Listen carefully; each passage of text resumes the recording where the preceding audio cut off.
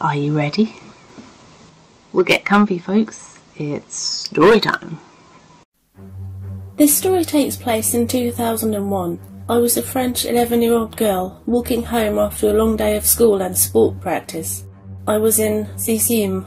I guess it's probably the first year of middle school in the US. I never really understood the difference, but yeah, that must be it. And doing gymnastic after school 2 times a week.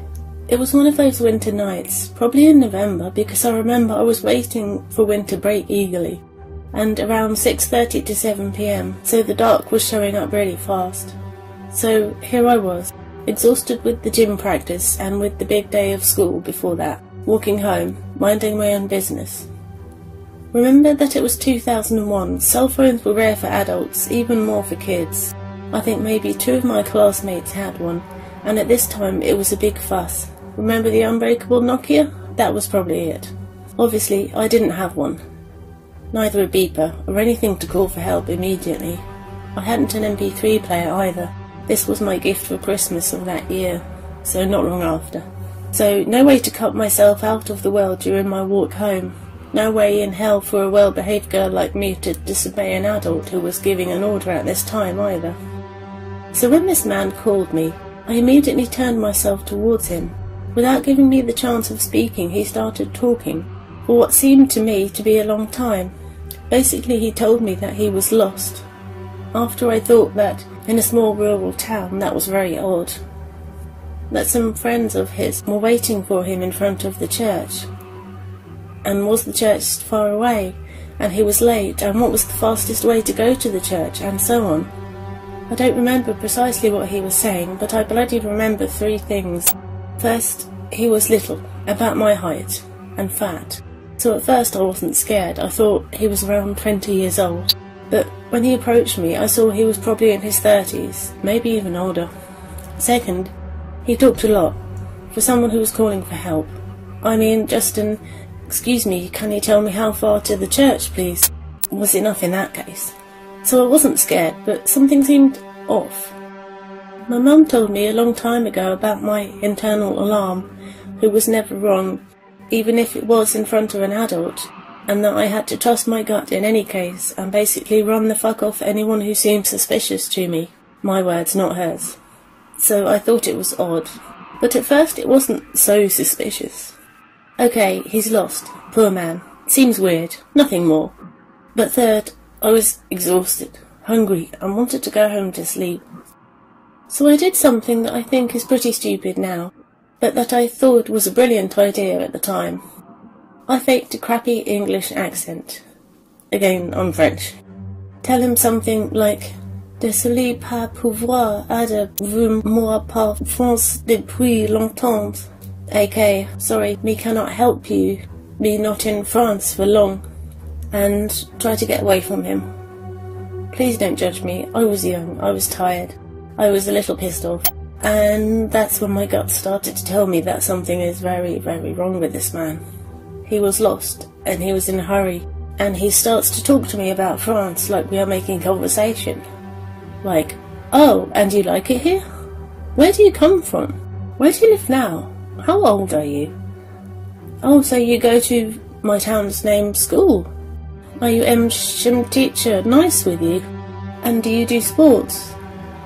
Oh, gymnastics, that's why you're so pretty. I knew it, you have the body for it." And so on. Wait, he's not from here, and he knows my school? And a teacher from that school? Not mine, but still. Today I know that a 30-year-old man telling an 11-year-old schoolgirl, "Your body is very pretty," is fucked up.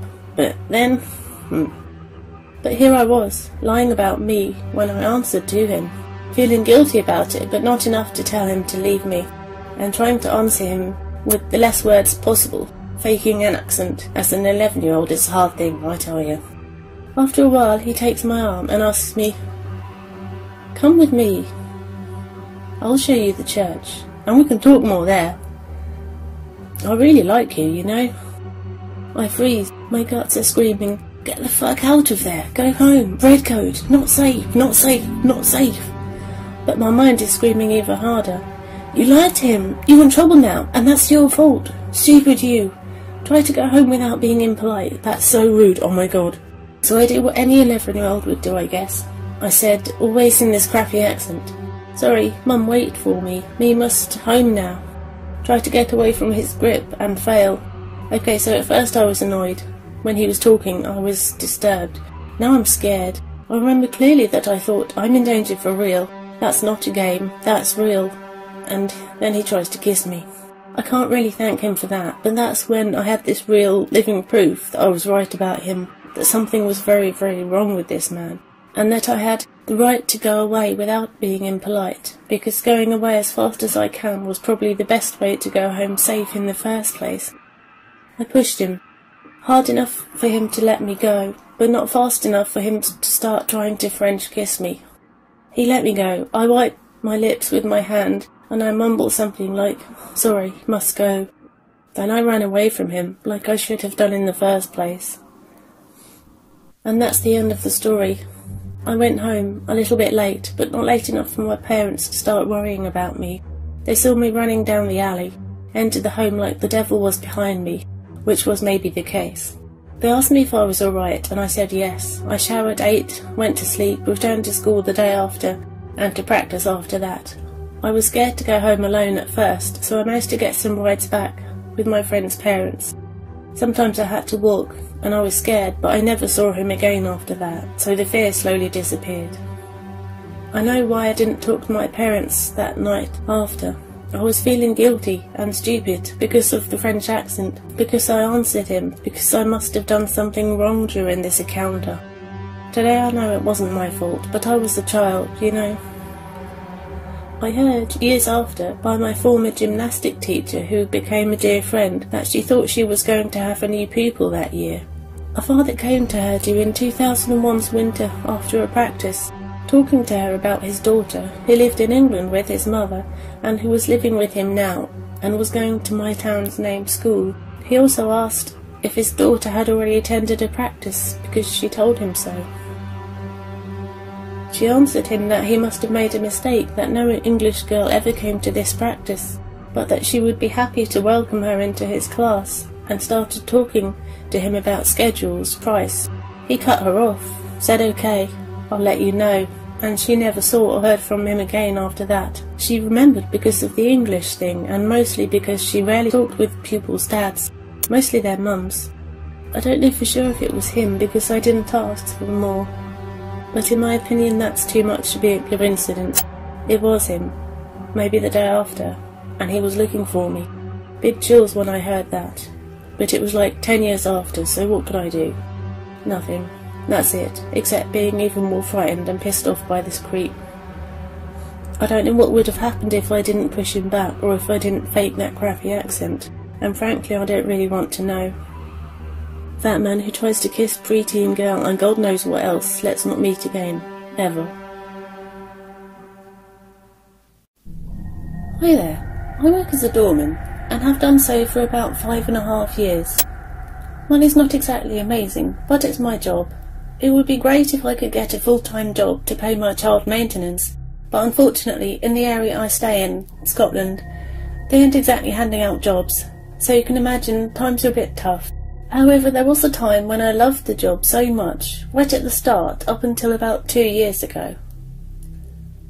Let me take you back a couple of weeks before the incident. Okay, so it's a freezing cold January, still snowing, and you can see your breath when you are breathing. Your hands are cold, you're all stiff, and you're outside for 12-hour shifts, checking people's ID and putting up with a lot of grief when rejecting drunk people. So I remember this one night, I had met a guy at my regular venue and had seen him all the time, every weekend without fail, he would be out. Suppose you could say he pays my wages. But we had never spoken, apart from the odd "Hi mate," when walking past one another. Anyways, so I was standing at the front door one night, freezing my balls off, when he came out and approached me and started talking over a cigarette. Turned out he was a good lad and had a great laugh. This happened for about 2 weeks, but at the same time I had my eye on my now girlfriend. She kept looking across the bar, and I would catch small glimpses of her doing it, and I knew we both liked each other. So she came out and started talking to me, and this happened every weekend and during the week, and we began seeing one another. I couldn't be more happy. Anyways, I had been seeing Amy for a good 3 weeks and hadn't heard anything from the guy since me and my missus had got together.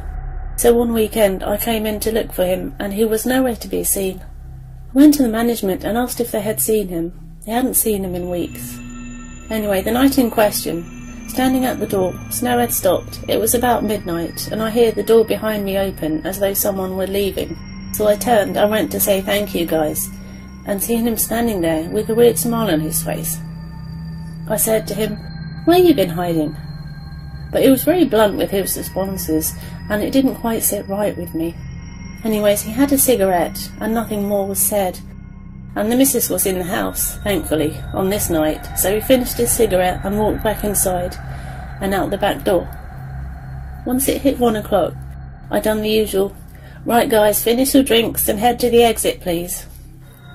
Once everyone had left, I locked up the pub and said goodbye to the manager and bar staff and put my headphones in and proceeded to walk home. But the quickest way was along the side of a Tesco store, and it's not very well lit. So I'm walking down there and singing to myself, as you do when you're all alone, not really paying attention to where I was going, and I banged into someone. So I took my headphones out to apologise, and it was him. I said, "Sorry mate, see you next weekend," and then proceeded to walk away, put my headphones back in. I must have done about 30 yards when I felt this searing pain in the right hand side of my neck, my side and my leg. I fell to the floor and could feel blood gushing from these wounds.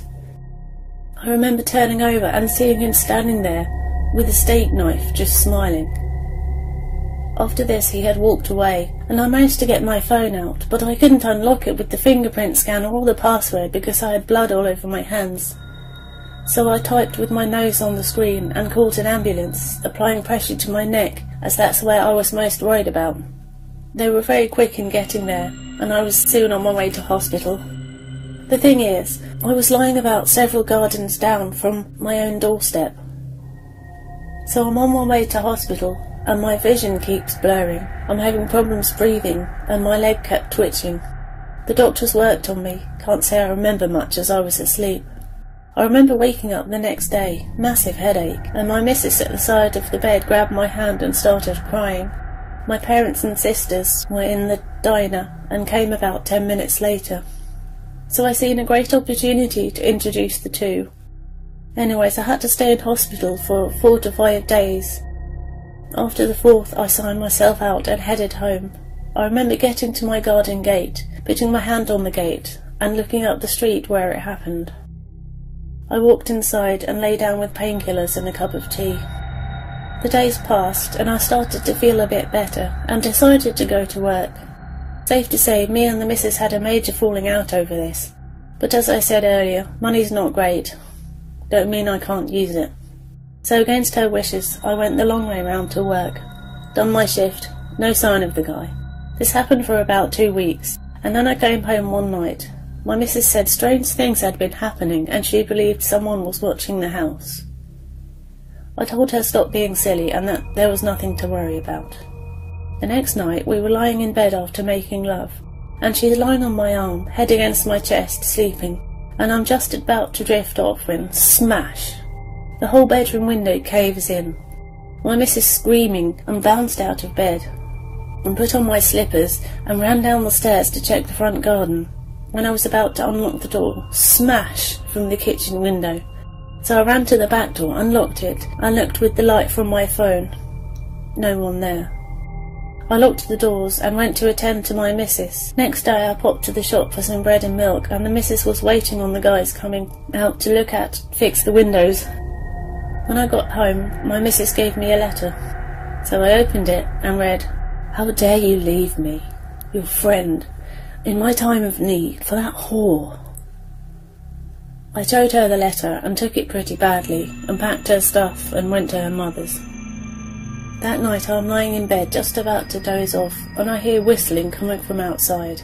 Kind of like do-do-do-do, dad do-do-do-do.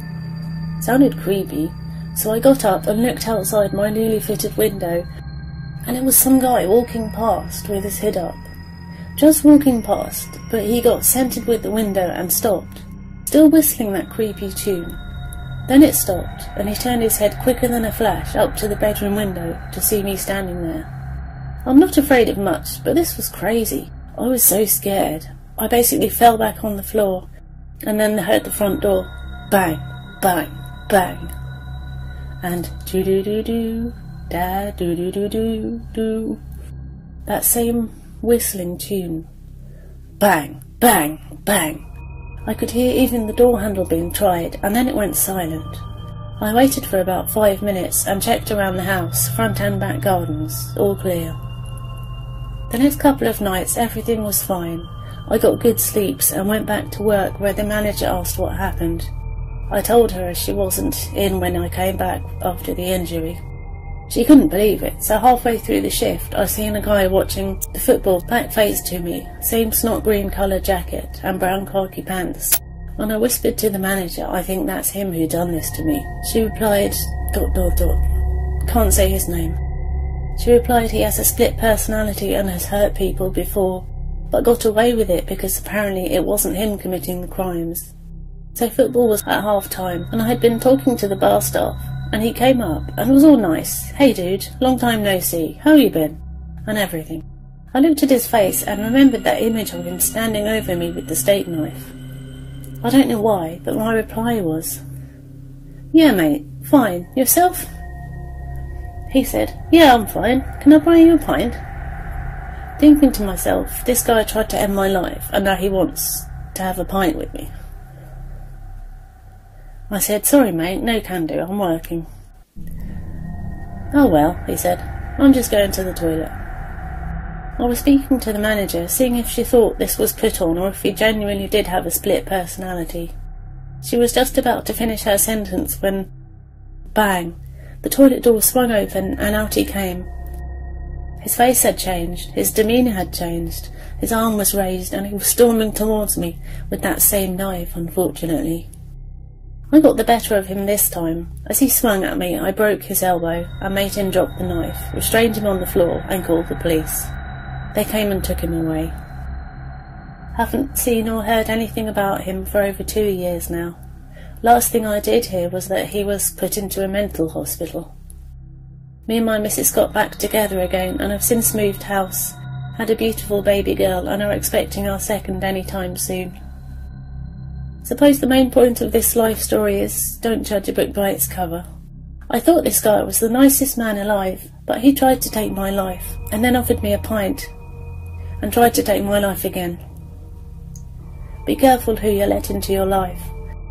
I know it's a lot harder for me to trust new people nowadays, and I apologise for how long this is. Take care. This is an event that happened to me several years ago when I was still in college. I would like to preface with a few things. I am an otherwise extremely rational and sceptical person. If someone told me this story, I probably wouldn't believe them. I was not on any medication or mind-altering drugs. I have no history of mental health problems and have never had any kind of lapses in my consciousness.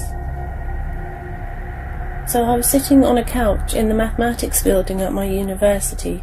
The building is shaped kind of like an obtuse angle, with an entrance plaza at the vertex and 2 exits at the ends of long hallways. I was sitting in the middle of one of these hallways, in such a way that I could see both the entrance plaza doors and the door at the end of the hallway. The hallway is rather long. This will be important later. It was mid-afternoon and the day was slowing down, so the building was quiet. The white noise of the vending machine and soft muffled voices from inside offices provided a perfect studying environment for me. I looked up because I heard a door at the end of the hallway open, and I see a sketchy-looking guy in an oversized coat. It was spring, and a bandana hurrying towards me, his hands in his pockets. He hesitantly approaches me as he gets closer, slightly nervous, and addresses me. Our conversation is burned into my memory, and it went as follows verbatim. Sketchy guy. Hey, me. Hi. The guy. Are you, Christian or Catholic? Well, not really either of those things. I'm not very religious. The guy. Oh, Yeah, but you believe in helping people, right? Yes, I do when I can. The guy. Good, of course you do. Well, here's the thing.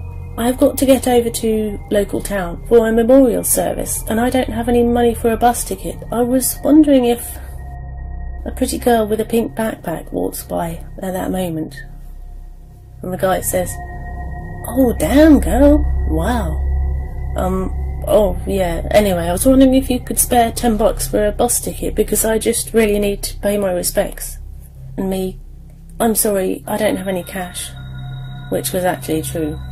At this point, he absolutely loses it. His reaction is completely ridiculous. He starts yelling at me, accusing me of being racist and superior, and that I don't actually believe in helping people. He starts ranting about how rich white kids ought to live a day in the life and see how long they last. I was terrified that this man, who still hadn't taken his hands out of his pockets, was about to shoot me. He was livid, and I was too stunned to know how to react. Before I could even open my mouth to defend myself, he storms off towards the entrance plaza, and I see him walk out. This is where it gets really weird. Immediately after he walks out, the building gets really, really quiet. Like the vending machine stops its low hum. The buzz of the fluorescent lights goes away. There is no voices to be heard, and no one in sight. It's a stillness unlike I've ever felt before. Like I was completely alone, and the world had just stalled for a few seconds. I looked around completely confused for a brief moment, and all of a sudden am brought back to reality, where the familiar sound of the door at the end of the hallway opening. All of a sudden the world was back in motion. Sounds were back, doors opening, voices. Life had returned. But I was in shock at who was walking down the hallway. It was the same sketchy guy, no question about it. Same hasty walk, same coat, bandana. Everything down to the way he approached me was exactly as it had happened moments before. Keep in mind that he had just walked out of the door at the opposite end of the hallway seconds before. This moment of stillness was extremely brief, 5 seconds perhaps. This hallway is fairly long, as I stated before. It would be almost impossible to run down its length in 5 seconds, let alone run the outside of the building and re-enter at the opposite end that quickly. He approached me and repeated his words exactly. "Hey." Me. "Hi." The guy. "Are you Christian or Catholic?" Me. I'm not religious." I'm too in shock to even think to respond differently at this point. I was so confused. The guy. "Oh, yeah, but you believe in helping people, right?" Me, starting to question reality. "Yes." The guy. "Good, of course you do. Well, here's the thing. I've got to get over to local town for a memorial service, and I don't have any money for a bus ticket. I was wondering if..." A pretty girl with a pink backpack walks by just then. The guy. "Oh, damn, girl. Wow.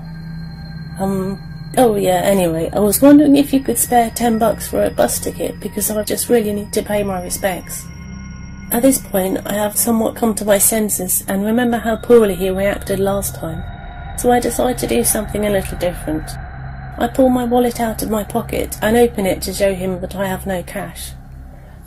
When I say, "I'm sorry, I don't have any cash. I would like to help you, but I don't have any." And the guy says, "Oh, yeah, man, that's fine. God bless, thanks anyway." And he walks out like nothing out of the ordinary happened. I sat on this experience, not telling anyone for weeks, because I literally thought I had some kind of disorder, or maybe a brain tumour or something. I was living with paranoia and fear that I would start hallucinating things, and waited with dread for more symptoms to surface. But here I am, years later, and nothing remotely like this instance has happened. I shared it with my brother, thinking he would dismiss it for a lie or think I was going insane. I felt kind of stupid even telling the story, and it seemed so unreal when I told it, but he believed me, and told me to post it here and see if anyone has any similar glitches happen to them. I considered that it was a prank performed by twins, but it didn't seem likely because it would have to have been 2 sets of twins, to include the pink backpack girl. which is possible but even more unlikely, and doesn't explain the weird lull I experienced between the two encounters. Was this a real glitch? Am I insane? I don't know. Okay, I'm going to start this out saying I'm an 18-year-old female, but all this started when I began school at 4. The school I went to was junior kindergarten to grade 8. I remember one day after school, it had to have been almost summer, when my mother received a call on our landline. She usually doesn't accept random numbers, so she just declined it. The next day I went to school, and some random teacher who I think taught one of the higher grades comes up to me during recess and asks me something along the lines of, "Did you get my call, honey?" It wasn't weird at the time. I just thought he would have called my mum about school or something. When I got home I told her about it. She awkwardly called the school, which I found was different than the number who called, and they said they didn't. So she told them about the teacher, and didn't take it seriously, I assume, because the next day during recess he came over and talked to me again. I forget about what though, and still I didn't think it was weird. But then he took it too far. One time I was having a sleepover with my friend, we'll call her Janice, and we were having popsicles out near my pool. We have a fence and a gate around our backyard, so my mum would just let us hang out, but she had to be out there when we swam. We were chatting and sucking our popsicles when I hear the gate rattle and whistling. I instantly call my mum thinking it's for her, and she comes out, but not before I hear running away. Me and Janice tell Mum what happened, and when my dad came home, she asked if anyone was supposed to be here. I'm guessing he said no, because after that she never let us out there without her being out there too. Nothing else happened for a while, except a few odd compliments like, "Oh, that's quite a short dress there, honey," or something weird like that. Then mid-year senior kindergarten, he brought his class into ours because they were reading to us and we were going to watch a movie. I got paired with someone, we read, and then we watched The Nightmare Before Christmas, even though Christmas had passed. This whole time his hands were like tickling my back, and I thought it was so weird. I told my mum when I got home, and she seemed to have had enough because she called the school and told me to go to my room. Fast forward to summer, and I'm at Dairy Queen or something, and my mum is ordering right beside me. I'm sitting with Janice at a booth, and the door jingles, signalling someone's coming in. Guess who it is? Creepy teacher man. Me and Janice visibly tense up, and my mum notices the guy, who she's seen before because of the annual school carnival and me pointing him out. She escorts us out and to a lake, since 1, she doesn't want us to be anywhere near that freak, and 2, the lakes are nice where I live, and she probably thinks the nice scenery on Sundays would make us happy. Now the really weird stuff happens. School starts up again, and frankly I'm a bit nervous about seeing Creep McGee, and if he'll confront me about the Dairy Queen incident. Luckily he doesn't. I think it was so long ago. But during night time was when it started getting bad. I was in my room, reading, probably, and waiting for my mum to fetch me a snack. My room is on the bottom floor, and there's a huge window just beside the window onto the backyard side. Suddenly I hear footsteps, and I peer outside the window, and there he is, with the most fucking terrifying smile ever. He crawls on all fucking fours to my window and taps it oddly, like he was playing a song or something. I screamed for my mum, but he didn't move. She came in and started yelling for him to leave. My dad came in and she told him to call the cops. Long story short, he was fired from his job, and we got a restraining order, but oh, it doesn't end there. It was a few years, 3 I think. I was about 8. We had moved to a different city 2 hours away from my old one, and I went to a different school. After school I had a babysitter, we'll call her Rebecca, and she was super nice. I told her about the pervy teacher, and she told me a story about how something similar had happened to her. Well, she picked me up from school one day, and we were walking to her car. She parks about a mile down the road so we can walk and chat. But about half a mile in, she starts rushing me and we're slightly jogging. I turned my head for 1 second to see a man with a long beard, but I knew it was him, and he was violating our restraining order. He was also walking quite fast. We made it to her car safely, and she was just about to hit the gas pedal before tap tap, in the same way he had tapped on my window. She had the most horrified look on her face, but I knew we were safe in the car.